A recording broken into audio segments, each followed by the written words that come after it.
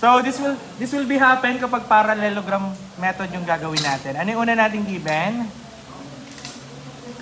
Vector A is equal to 2.9 Newton. Anong degrees? Ilan? Ilan? 42 degrees. Then, yung isa, vector B.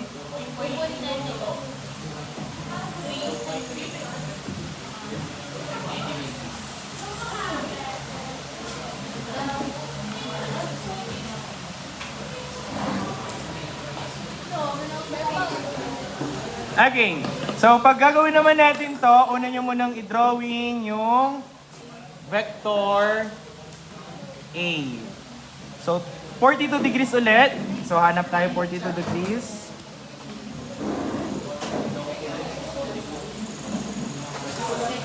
So, 42, ito yung 40. 1, 2. Yan yung point na magiging reference natin para sa 42. So, 4.2 lang kailangan natin. Pwede mo pong i-zoom para makita nila.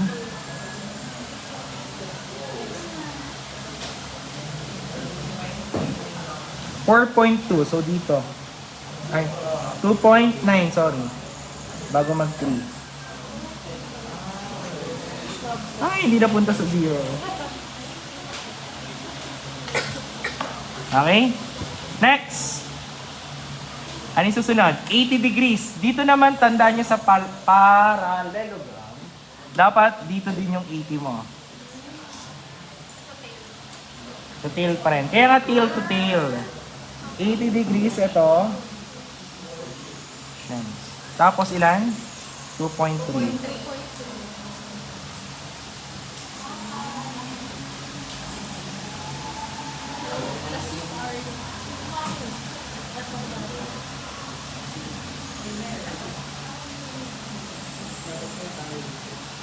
Ayan, okay? Nakita, ito yung vector A, ito yung vector B. 2.9, 2.3. Naging NCM, no? 2.9 cm, 2.3 cm. Pag sinabi yung parallelogram, gagawa ka ngayon ng kaparallel niya. Nagets niyo yan? O dito, gagawa ka ng isang parallel na green pa rin, pag ganyan. Tapos violet dito. Unahin natin yung violet. Kumbaga, ito yung vector A, ito yung vector B. Gagawa ka ngayon ng kaparallel niya. Kaya parallelogram. So, dito muna nahin natin. Gawa tayo Cartesian dito. Not necessary na may ganito, pero graphing tayo. Gawin natin. Makatotohanan. So, dyan tayo magdodrawing ulit ng 2.9 na 80 degrees.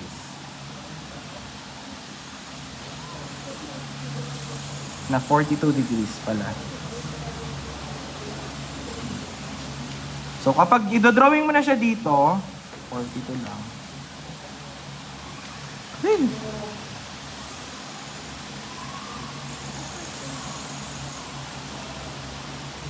So, dapat dash line na lang gagamitin natin.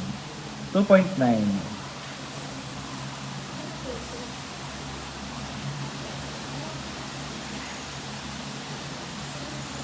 Okay? Next, yung 80 naman dito sa part na to. Green. Para black mo.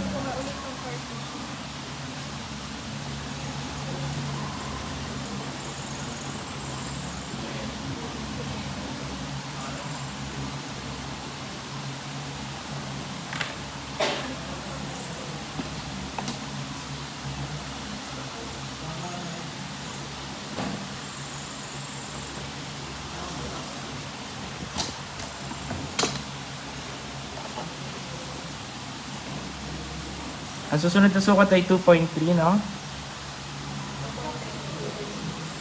Ayan, magsasara yan dapat. Kasi gumagawa tayo ng parallelogram na siya.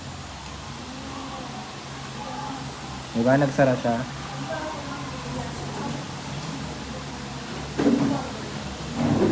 Okay? So, ano susunod natin step? You will have to project two vectors to make parallelogram. Nakagawa na tayo parallelogram. Then, take the diagonal of it. Nasaan ang diagonal niya?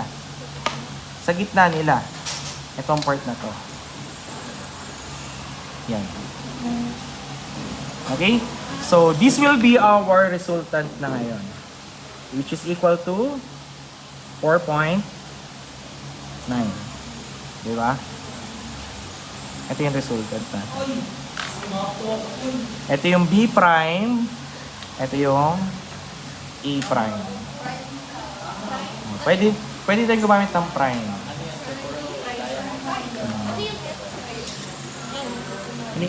Newton. 4.9 Newton. Then, anong degrees? Pag kinuha natin yung degrees, syempre ganun lang din ulit. Ilan? 59. Okay? So, ito yung parallelogram.